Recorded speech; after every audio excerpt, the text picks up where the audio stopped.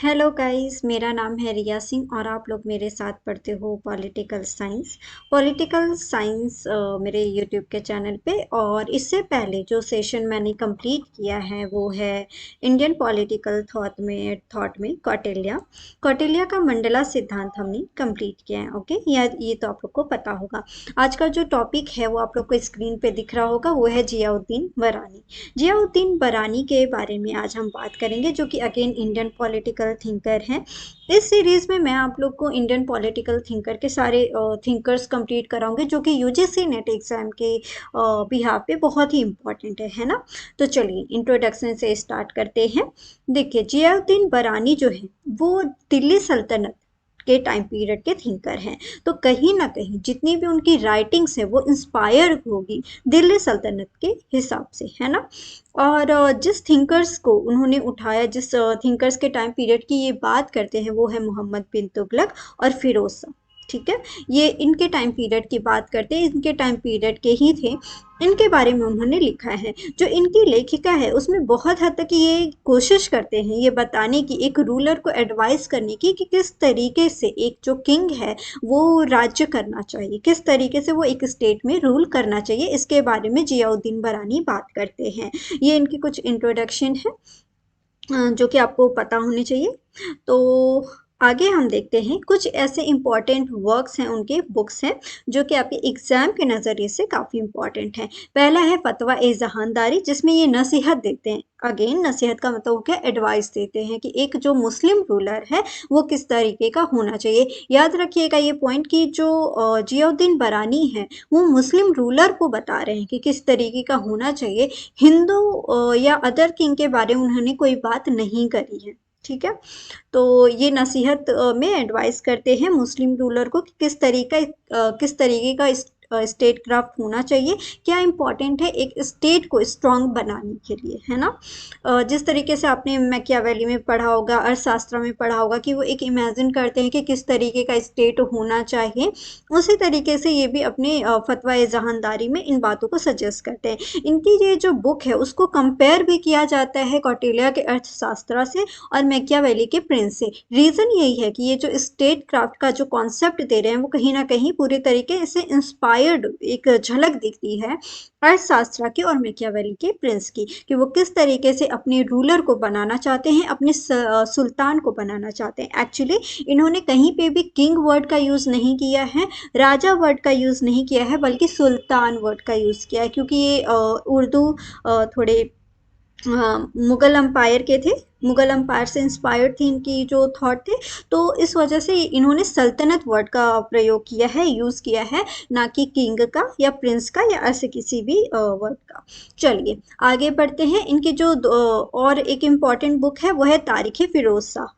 हम लोग के लिए ये मोस्ट इम्पॉर्टेंट बुक है और इसके थीम इम्पॉर्टेंट है, लेकिन ये हिस्ट्री जो बच्चे पढ़ते हैं उनके लिए इम्पॉर्टेंट है कि जो तारीख़ फिरोज शाह है, इसमें इन्होंने गियासुद्दीन बलबन और उनके फर्स्ट 6 ईयर के जो टाइम पीरियड थे उनके बारे में बताया है, और फिरोज शाह तुगलक के टाइम पीरियड के बारे में बताया है कि किस तरीके से उन्होंने राज्य किया था, क्या क्या चीज़ें यूज़ की थी, वगैरह वगैरह, इनके बारे में उन्होंने बात किया है। ठीक है, तो उनके ही टाइम पीरियड को इस बुक में कवर किया गया है। वो तो उनके कुछ मोस्ट इम्पॉर्टेंट बुक हैं जो कि एग्ज़ाम में आ सकते हैं, बट ये कुछ ऐसे बुक्स हैं जो कि मोस्ट इम्पॉर्टेंट तो नहीं बोलेंगे, लेकिन अगर ऐसा होता है कि डीप लेवल पे अगर क्वेश्चन बरानी के बारे में पूछ दिया जाता है तो वो इन सारे बुक्स को भी ले सकते हैं, जैसे सलवटे कबीर, सना ए मोहम्मदी, हसरतनामा, तारिख़ बर्मा की, इनायत नामे इलाही, मासिर सादत,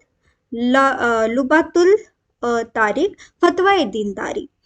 माफ़ी चाहूँगी अगर किसी उर्दू वर्ड में मिस्टेक हुई हो मेरे से, तो क्योंकि ये थोड़ा कॉमन नेम नहीं है, थोड़ा टफ है, बट ये पीडीएफ आप लोग याद कर लीजिएगा, इनकेस एग्जाम में ज़रूर आ सकता है अगर कहीं भी वो डीप क्वेश्चन देने की ठान लिए तो। आइडियल स्टेट के बारे में बरानी क्या बताते हैं, इसके बारे में जानते हैं। उनके हिसाब से जो किंग होता है, जो रूलर होता है, जो सुल्तान की बात वो कर रहे हैं, वो होता है वो एक डिवाइन थ्योरी की बात करते हैं। डिवाइन थियोरी की बात करते हैं स्टेट के बारे में कि जो किंग होता है ना वो कहीं ना कहीं दैवीय गुणों से भरा होता है। वो जो देवता होते हैं उनका भेजा हुआ एक गिफ्ट होता है, उनका भेजा हुआ एक रिप्रेजेंटेटिव होता है ना। जैसे हमने इतना कुछ पढ़ा था, जितने भी हमने थिंकर पढ़े थे डिवाइन थियोरी में, उनका जो कॉन्सेप्ट होता है कि वो जो बताते, जैसे आपने मनु में पढ़ा था है ना, वो बताते हैं कि जो किंग होता है ना वो भेजे गए होते हैं गॉड के थ्रू, और उनके जो गॉड के थ्रू भेजे हुए रिप्रेजेंटेटिव होते हैं उन्हीं के बच्चों को, यानी मोनार्की फॉलो होगी, उन्हीं के बच्चों को किंग बनाया जाएगा, क्योंकि वही उन्हें जो जेनेटिक्स है इसके थ्रू ही जो कैरी ऑन हो सकती है, एंसेस्टर्स के थ्रू ही वो जो रिल्म है पूरी कवर हो सकती है, वैसे ही चलेगी। यानी ये मोनार्क को सपोर्ट करते थे, याद रखिएगा, मोनार्क को सपोर्ट करते थे और डिवाइन थियरी में बिलीव करते थे। ये इंपॉर्टेंट पॉइंट है, याद रखिएगा, ठीक है। और वो बोलते थे कि जो एक किंग होता है एक नोबल पर्सन होता है, एक नोबल किंग होना चाहिए। ये ज़रूरी नहीं है कि वो रिलीजन में बिलीव करता हो या ना करता हो, लेकिन वो ऐसा रिप्रेजेंट करे कि वो चीज़ें ऐसे बिलीव करता है, क्योंकि उसको जनता का समर्थन ज़रूरी है। राज्य में जो किंग रह रहे हैं उसको जनता का समर्थन ज़रूरी है, और ज़रूरी है कि वो जनता के हिसाब से अपने एक जो पर्सनल उसके बिलीफ हैं उसको छुपा के अपने एक पॉलिटिकल बिलीफ को हमेशा रिप्रेजेंट करे। ये बहुत ज़रूरी है, जो बरानी किंग बताते हैं उसके बारे में। जैसा हमने मैकियावेली में भी ये वाले कॉन्सेप्ट को देखा था कि जब वो प्रिंस को सजेशन दे रहे होते हैं तो वो बोलते हैं कि जो किंग होगा वो डुअल स्टैंडर्ड को फॉलो करेगा, वो डिप्लोमेटिक होगा, भले ही उसके पर्सनल बिलीफ रिलीजन में हो या नहीं हो, लेकिन वो बाहर में ये जरूर रिप्रेजेंट करेगा कि हाँ उसके जो बिलीफ हैं वो रिलीजियस हैं, वो नोबल हैं, वो अच्छा है, और वो हमेशा भलाई के लिए ही काम करेगा, ताकि लोगों का जो सपोर्ट है वो हमेशा उस किंग के साथ बना रहे। आई जस्ट होप ये पॉइंट आप लोग को क्लियर होगा, ठीक है। नेक्स्ट हम बढ़ते हैं, तो जो बरानी है वो दो तरीके की लॉ की बात करते हैं। एक होता है जवाबित और दूसरा होता है शरीयत। अब जवाबित और शरीयत क्या होता है इसको समझते हैं। देखिए, जो शरीयत होता है ना वो मुस्लिम लोग फॉलो करते हैं, मुस्लिम पर्सन प्रोफेट्स फॉलो करते हैं। ऐसा बोला जाता है कि जो शरीयत है वो अल्लाह ने बनाया है, अल्लाह की वो एडवाइस है ना, एक सोसाइटी को चलाने के लिए अल्लाह की एडवाइस है कि इस तरीके से हमारी सोसाइटी, हमारा जो मुस्लिम समाज है वो इस तरीके से चलना चाहिए।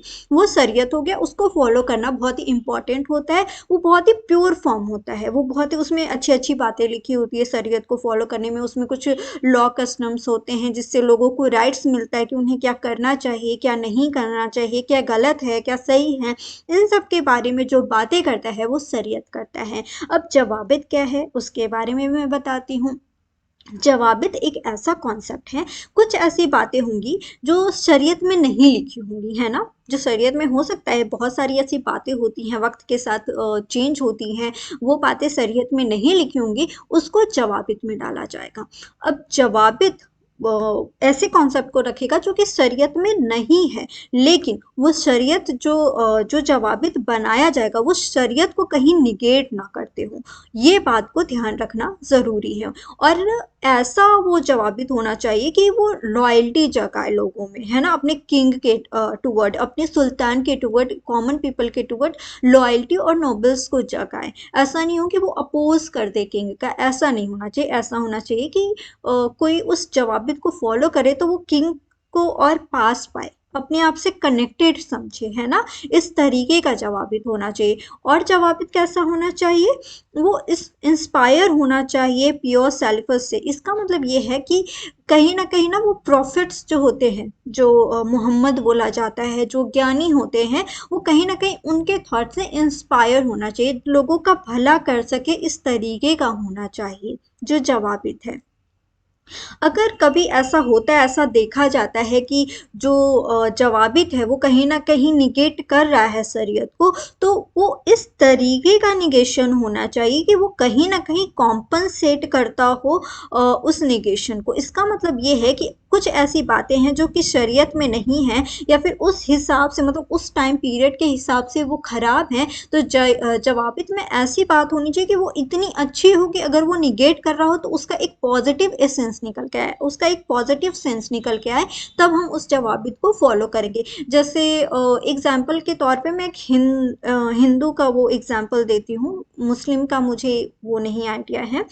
एक हिंदू कॉन्सेप्ट में ये था कि विधवाओं को मतलब जब हस्बैंड मरते थे सती प्रथा था, है ना। तो जब पति मरते थे तो उनकी जो वाइफ होती थी उनको जला दिया जाता था। फिर लोगों ने आया और लोग आए और बोले कि ये प्रथा गलत है, मतलब ये कॉन्सेप्ट जो बन गया है वो धीरे धीरे वो गलत है, इसको ख़त्म करना चाहिए। और वो ख़त्म कर दिया गया क्योंकि उसके जो पॉजिटिव एस्पेक्ट थे वो इतने ज़्यादा इफेक्टिव थे कि हाँ लगा कि हाँ ये ख़त्म होना चाहिए। वो कॉम्पनसेट कर रहा था उस प्रॉब्लम, कहीं ना कहीं उस रूल को, तो इस वजह से उसको ख़त्म कर दिया गया। तो क्या ये गलत था? नहीं, सही था ना, इसलिए वो एक्शन लिया गया। तो जवाबित में भी वही कहा जा रहा है कि अगर शरीयत में कुछ भी ऐसी बातें लिखी गई है जो कि कहीं ना कहीं फॉलो करने लायक नहीं है आज के टाइम पीरियड के हिसाब से, उसको चेंज करने की ज़रूरत है, तो कहीं ना कहीं वहाँ पे अगर जवाबित उसको निगेट कर रहा है तो उसमें कोई भी प्रॉब्लम नहीं होगा, है ना।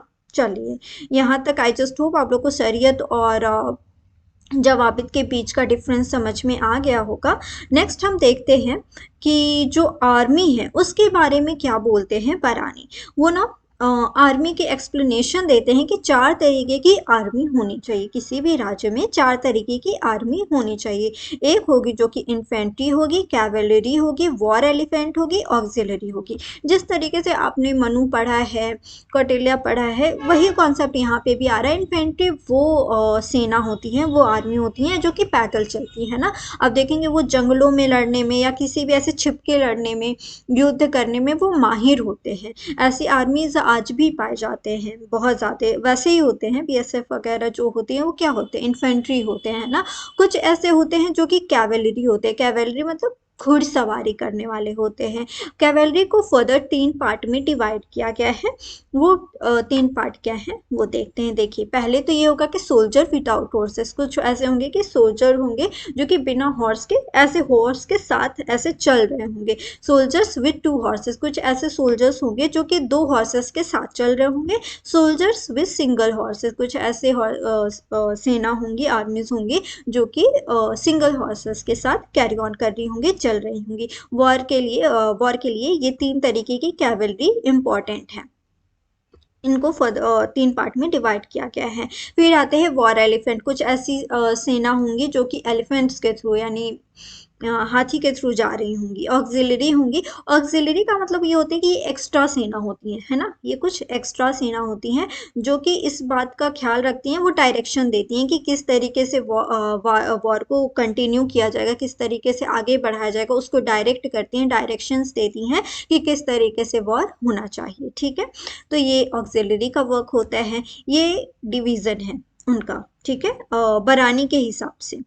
फिर सुल्तान। सुल्तान का जो पर्सनल ट्रूप्स होता है, ये इम्पॉर्टेंट है, बात याद रखिएगा। सुल्तान का जो पर्सनल ट्रूप्स होते हैं उसको कल बोलते हैं। ये ना पर्सनली सुल्तान को देखेंगे, उनकी प्रोटेक्शन करेंगे, उनको पूरी तरीके से प्रोटेक्ट करेंगे कि क्या राज्य में हो रहा है, नहीं हो रहा है, उनके ऊपर कोई अटैक ना कर सके। वो पर्सनल होते हैं ट्रूप, है ना। वो पता लगाते हैं कि कोई ऐसा तो नहीं है जो मेरे राजा का, मेरे सुल्तान का दुश्मन है, नहीं सही है, इस राज्य के लिए सही है। इन बातों का ध्यान रखते हैं और इन्हें कल्ब बोला जाता था उस टाइम पे। फिर कुछ एडवाइसेस हैं जो कि आइडल स्टेट में सुल्तान के लिए या रूलर के लिए दिए गए हैं। ये मैंने आप लोग को बता दिया है, लेकिन फिर भी मैं फिर से बताना चाहूँगी कि वो डिस्टिंक्शन करते हैं, डिवीज़न करते हैं पर्सनल जो तुम्हारे बिलीफ हैं, जो सुल्तान के बिलीफ हैं उसमें, और जो पॉलिटिकल बिलीफ हैं सुल्तान के उसमें। यानी जो आपका पर्सनल बिलीफ है उसमें अगर आप किसी बात को एक्सेप्ट करते हो, मतलब आपके क्या आइडियोलॉजीज हैं, उन आइडियोलॉजीज से ऊपर उठ के आपको पॉलिटिकली डिसीजन लेना पड़ेगा। इन केस अगर मैं बिलीव करती हूँ कि मेरे को ना, मैं फॉलो करती हूँ, लाइक मैं कंजर्वेटिव हूँ, मान लीजिए मेरी आइडियोलॉजी जो है वो कंजर्वेटिव है, मैं कंजर्वेटिव आइडियोलॉजी से आती हूँ, लेकिन मेरे सोसाइटी को, मेरे जो स्टेट है उसको चाहिए कि मैं थोड़ा लिबरल बिहेव करूं, मैं कंजर्वेटिव बिहेव ना करूं, ताकि मैं लिबरल होकर ज़्यादा से ज़्यादा लोगों से कनेक्ट कर सकूं, ज़्यादा से ज़्यादा लोगों से बातें कर सकूं, उनकी प्रॉब्लम को समझ सकूं, और वो एक सल्यूशन हो जो कि मेरे स्टेट के लिए ज़रूरी है, मेरे स्टेट का उसमें फ़ायदा है। तो मैं क्या पॉलिटिकल रोल की तरफ जाऊंगी और मैं ये रुख करूंगी इस तरफ कि मैं लिबरल होकर उनसे बातें करूं, उनकी बातें सुनूं और उसके हिसाब से मैं अपने रूल लॉस को बनाऊं। ऐसा नहीं है कि मैं स्ट्रिक्ट नहीं रहूंगी, मैं स्ट्रिक्ट रहूंगी कि कहीं भी कुछ गलत सही ना हो, लेकिन मैं अपने बिलीफ को थोड़ा पीछे छोड़ के मैं कोशिश करूंगी कि मैं उनके अकॉर्डिंग भी जो स्टेट की डिमांड है उसके हिसाब से, जो स्टेट के लिए सही है, डिमांड नहीं लाइक सही है उस टाइम स्टेट को संभालने का वो एक सही तरीका है, लोग हमसे थोड़ा इंस्पायर होंगे, जुड़े होंगे, तो हम क्या करेंगे, अपने पॉलिटिकल बिलीफ को फॉलो करेंगे। ठीक है। और सुल्तान जो है वो एक मोनार्क फैमिली से बिलोंग करना चाहिए, क्योंकि जो मोनार्की होती है, ऐसा माना जाता है कि जो गॉड हैं, जो गॉड हैं, उनका भेजा हुआ जो शिष्य होता है वो एक तरीके से हमारा किंग होता है, वो कहीं ना कहीं रिप्रेजेंटेटिव होता है गॉड का इस अर्थ पे, इसलिए हम मोनार्क को फॉलो करेंगे। इसी तरीके से जो हमारा स्टेज है वो चलते रहेगा। ठीक है। चलिए यहाँ तक आप लोग को समझ में आ गया होगा। Sultan should achieve the objective of Islam and possess the attribute of terror, prestige and pride. देखिए ये बहुत इंपॉर्टेंट है कि एक सुल्तान से आप कनेक्टेड भी फील करें और ये भी जाने कि मतलब एक डर भी बना रहे कि अपने किंग को लेके इतना फ्री नहीं हो जाए कि हम किंग पे ही अटैक करने लगे। ये हमें पता हो कि उसका एक टेरर माहौल हो। टेरर माहौल का मतलब ये नहीं है कि वो मार देगा, काट देगा, खत्म कर देगा, ये हो कि वो एक डर हो ताकि हम कुछ अपने स्टेट में गलत नहीं कर सके, वो कंट्रोल हो उस स्टेट में जिसकी वजह से कोई भी उस राज्य के खिलाफ ना जा सके। इतना टेरर बना के एक राजा को रखना पड़ेगा। एक प्रेस्टिजियस पोजीशन को वो अक्वायर कर रहा है, एक प्राइड पोजीशन को अक्वायर कर रहा है, उसको वो मेंटेन किए रहना चाहिए। एक इम्पॉर्टेंट पॉइंट ये है कि वो किंग को, सुल्तान को ये एडवाइस करते हैं कि किसी भी किंग में 5 चीजें नहीं होनी चाहिए। वो क्या हैं वो देख लेते हैं। wrathfulness, falsehood, changeability, deception, injustice। एक क्रोध, झूठे, परिवर्तनशीलता, धोखे, अन्याय, ये सभी नहीं होने चाहिए एक किंग में, है ना। उसकी रॉयल्टीज को मेंटेन करने के लिए बहुत जरूरी है कि वो कहीं ना कहीं अपने सुख भोग में ना लग जाए, इन चीजों से वो दूर रहे, है ना। एक राजा बहुत ज्यादा कॉम्प्रोमाइज करता है तब वो राजा बनता है, और वो कॉम्प्रोमाइज उस किंग को में होना चाहिए, ये बोल रहे हैं वरानी, है ना। वो सुल्तान उस चीज को फॉलो करे ये चाहते हैं वरानी। ठीक है। तो चलिए ये था पूरा थियोरी जो मैंने आप लोग को पहले भी बता दिया कि किंग ऐसा होना चाहिए कि कोई उसके अगेंस्ट रिवोल्ट ना कर सके, इतना टेरर होना चाहिए। फिर आता है एक कॉन्सेप्ट, वो है ब्यूरोक्रेसी। ब्यूरोक्रेसी क्या होता है? ब्यूरोक्रेसी का जो मेन फंक्शन है वो ये है कि वो टैक्स कलेक्शन कितना हो रहा है, क्या हो रहा है, उस टैक्स का जो कलेक्शन हो रहा है उसको किस तरीके से डिवाइड होना चाहिए, किस तरीके से उसका डिवीजन होना चाहिए, इसके बारे में सारे ख्याल जो रखते हैं वो ब्यूरोक्रेसी रखते हैं। ठीक है। तो इसको 3 पार्ट में फर्दर डिवाइड किया गया है कि ब्यूरोक्रेसी हर एक लेवल पे काम करना चाहिए। जो सबसे ऊपर का लेवल क्या है, जो सेंटर है, प्रोविंस है, विलेज है, तो इस पे जो पहला जो रहेगा वो दीवाने वजरत है ना। सेंटर पे दीवाने वजरत हेड किया जाएगा वजीर के द्वारा और असिस्ट किया जाएगा नायब और मुसाफिर इन मालिक के द्वारा। इसका मतलब ये है कि जो वजीर है, वजीर का जो पोजीशन है वो सबसे टॉप पे होता है, और वो सारे बातों को, ये टॉप के जो एपेक्स हैं उसके सारे मामलों को ब्यूरोक्रेसी में ये देखेंगे वजीर। फिर आएंगे प्रोविंस। प्रोविंस जो हेड किया जाएगा वो मुक्तिस और वालिस के द्वारा, किसके द्वारा? मुक्तिस और वालिस के द्वारा ये कंट्रोल किए जाएंगे प्रोविंस में। विलेज की जो ख्याल रखेगा, विलेज का जो ख्याल रखेगा वो है दीवान। दीवान जो है वो विलेज का ख्याल रखेगा। इस तरीके से पिरामिड फॉर्म में आप समझ सकते हो कि टॉप पे कौन वर्क कर रहा है और टॉप्स टू बॉटम कौन वर्क कर रहा है। ठीक है।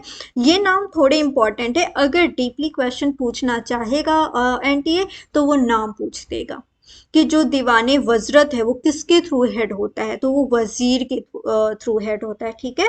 और नायब एंड ई मालिक उसके हेल्प करते हैं।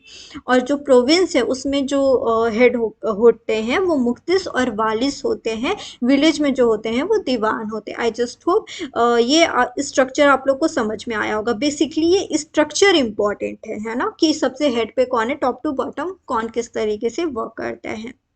यही कॉन्सेप्ट दिया है बरानी ने। नेक्स्ट हम देखते हैं नोबिलिटी का कॉन्सेप्ट। नोबिलिटी क्या होती है? नोबिलिटी के बारे में ये बोल रहे हैं कि जो सेकंड कंपोनेंट है ना हमारे स्टेट का, किसी भी स्टेट का जो सेकंड कंपोनेंट है मोनार्की का, वो हमारी नोबिलिटी होती है। नोबिलिटी क्या होते हैं? इक्तेदार होते हैं। वो कौन होते हैं कि वो क्या करते हैं ना, टैक्स का जो कलेक्शन है, टैक्स का जो कलेक्शन है, जो कलेक्ट कर रहे हैं, वो इक्तेदार करते हैं। और जो टैक्स है उसको बोलते हैं इक्ता। इक्ता जो है वो टैक्स लग रहा है, वो रेवेन्यू लग रहा है, ठीक है, ठीक है। वो इक्ता आपको टैक्स मिल रहा है, वो इक्तेदार देखते हैं। जो इक्तेदार होते हैं वो जब टैक्स को कलेक्ट करते हैं तो उससे जो उस स्टेट के जो मिलिट्री है, जो आर्मी है, उसका ख्याल रखा जाता है कि किस तरीके से उन पैसों का डिवीजन इक्तेदार करते हैं कि उनका ख्याल रखा जाए। और इक्तेदार को लेकिन इतना राइट नहीं होता है कि वो सारे पैसे रख सकें या कोई फर्दर उनको बहुत ज़्यादा राइट नहीं दिया गया है एकता को लेके, बल्कि वो एक मोनार्क से ये खुद बिलोंग करते हैं, मोनार्क से बिलोंग करते हैं, मतलब ऐसे आना चाहिए, ठीक है। और ये एक इम्पॉर्टेंट पॉइंट है कि अगर जो किंग है वो चाहे तो वो सारे जो टैक्सेस हैं वो ले सकता है अपने हाथ में। सारे जितने भी रेवेन्यू जनरेट हुए थे उस स्टेट से, जो जगह, जो ज़मीन उन्हें दी गई थी देखने के लिए, वहाँ से जितने भी टैक्स कलेक्ट हुए हैं उन सबको एक किंग जो है वो अपने हाथ में रख सकता है ना। वो किंग अपने हाथ में ले सकता है सारे पैसे, सारे जो भी कलेक्शन हुए हैं टैक्स के। तो ये राइट, इसलिए जो इक्तेदार है ना उसको थोड़ा सा वीक बनाया गया है। लेकिन इक़्तिदार बहुत ही इम्पोर्टेंट है क्योंकि ये जितने भी they were also part of the royal consultative council which advised the king on policy matters। policy matters में भी ये बहुत ज़्यादा हेल्प करते हैं किंग की, क्योंकि देखिए जो उस जगह रह रहा है, जो उस प्लेस पे रह रहा है, टैक्स को कलेक्ट कर रहा है, उन्हें ज़्यादा पता होगा कि उस जगह की डिमांड क्या है ना। तो पॉलिसी बनाने में ईजी हो जाएगा कि हम किस तरीके की पॉलिसी उस स्टेट के लिए बना सकते हैं। तो ये जो काम करते हैं वो इक़्तिदार करते हैं। लेकिन जो सिलेक्शन है इक्ता का वो किस तरीके से होना चाहिए उसके बारे में सजेशन देते हैं बरानी। अब वो गाइडलाइन क्या है इसके बारे में देखते हैं। The criteria were two fold, दो तरीके के। फर्स्ट है the people to be selected should be noble born with loyalty both personal and political toward the सुल्तान। जो इक्तेदार होना चाहिए वो ऐसा होना चाहिए कि उसकी लॉयल्टी होनी चाहिए, चाहे वो पर्सनल लाइफ में हो या पॉलिटिकल लाइफ में हो, वो अपने किंग के लिए लॉयल होना चाहिए, है ना। वो ऐसा नहीं होना चाहिए कि वो किंग के बारे में एक तो सोच रहा है बुरा और बन गया इक़्तिदार, तो वो कभी भी अच्छी ना पॉलिसीज बनाएगा, अच्छी पॉलिसीज बनाने में किंग की हेल्प करेगा ना, किसी भी ऐसे फर्दर चीज़ों में वो हेल्प नहीं करेगा, बल्कि अपोजिट उसके काम करने लगेगा। तो बहुत इंपॉर्टेंट है कि जो इक़्तिदार हो वो कहीं ना कहीं लॉयल हो अपने किंग को लेके, अपने सुल्तान को लेके। एंड सेकेंड ये है कि उसके अंदर ना पॉलिटिकल जजमेंट की एक क्वालिटी होनी चाहिए कि क्या सही है क्या गलत है, उन्हें पता होना चाहिए, है ना। तभी तो आप पॉलिसी बना सकते हो। पॉलिसी बनाने के लिए ये तो ज़रूरी है ना कि आप कहीं ना कहीं उस टैलेंट को रखो, आपको पता हो कि क्या सही हो सकता है क्या गलत हो सकता है हमारी सोसाइटी पे। कहीं ऐसा तो नहीं होगा कि कोई ऐसी पॉलिसीज बन जाए जिससे लोग खुशी ना हो और किंग के टूवर्ड अपनी लॉयल्टी को वो दिखा ही ना पाए, उसके अपोज चले जाएं। तो ज़रूरी ये है कि इक़्तिदार थोड़ा पॉलिटिकल जजमेंटल होना ज़रूरी है, ठीक है। और ये है बोल रहे हैं कि and render advice to the monarch while taking into account the prospect and contradiction of the impact of the policies to be undertaken, है ना। तो मतलब बेसिकली वही की कॉन्ट्राडिक्शन नहीं होना चाहिए, वो अच्छा इक़्तिदार होना चाहिए, लॉयल होना चाहिए अपने किंग के टुवर्ड्स, सुल्तान के टुवर्ड। जस्टिस के बारे में क्या ख्याल है बरानी का? वो किंग को क्या एडवाइस करते हैं कि जस्टिस किस तरीके की होनी चाहिए और जस्टिस की ज़रूरत क्या है।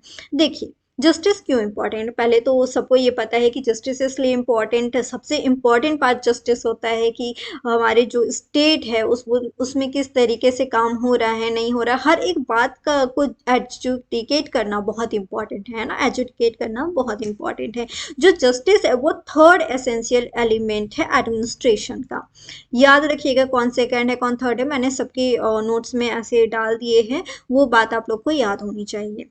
ठीक है। अब जस्टिस की ज़रूरत इसलिए है कि ये बताना कि जो कमोडिटीज़ हैं, जैसे ये एक कमोडिटी है ना, तो इसकी क्या प्राइस होनी चाहिए, किस तरीके के बायर्स उसे खरीद रहे हैं, किस कमोडिटीज़ की सबसे ज़्यादा डिमांड है, उसकी प्राइस क्या होनी चाहिए, नहीं होनी चाहिए, उसकी वजह से क्या किसी भी तरीके के प्रॉब्लम क्या अराइज हो सकते हैं, एक लोकल लेवल पे, एक सेंट्रल लेवल पे किस तरीके के प्रॉब्लम अराइज हो सकते हैं, इन सब के बारे में कौन बात करेगा, किस तरीके से हम डिसाइड कर पाएंगे, जस्टिस के थ्रू। ठीक है। जस्टिस के बारे में दो तरीके के कोर्ट सिस्टम बनाए गए हैं, एक सिविल कोर्ट है, एक क्रिमिनल कोर्ट है। ठीक है। King while dealing with religion matter must be assisted by Qazi ul Quzat, ये इंपॉर्टेंट है। जितने भी, अभी ये मैं बताऊंगी, अभी ये आप जानिए कि जितने भी रिलीजियस मैटर होंगे ना, जितने भी इस्लामिक लेके रिलीजियस मैटर होंगे, उसके बारे में जो एडवाइस लेना होगा, जो उस मैटर को डील करेंगे, वो काजी उल कज़त करेंगे। इसका मतलब ये है कि काजी उल कज़त एक ऐसी पोजीशन है, एक ऐसे लोग हैं, ऐसे लोगों का ग्रुप है जो कि इस्लामिक टेरिटरी में बहुत ही ज़्यादा माहिर हैं। उन्हें पता है कि इस्लाम में क्या लिखा गया है, नहीं लिखा गया, वो मतलब नेचुरली काफ़ी नॉलेजेबल पर्सन है, तो इनका इंटरफेयर होगा कहीं भी अगर मैटर होता है, रिलीजियस मैटर होता है तो। ठीक है। Two operating area of justice, urban and rural area, दो तरीके के ऑपरेटिंग एरियाज होंगे। ठीक है। चलिए नेक्स्ट देखते हैं। To dispense justice at the court were divided into civil and criminal category and they operated at central and provincial level.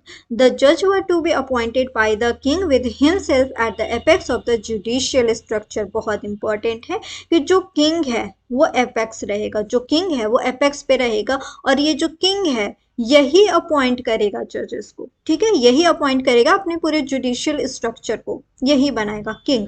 क्यों? और किंग जो है एपेक्स पे रहेगा। इसके बाद हमारी बाकी की जुडिशरी आएंगी, देखते हैं।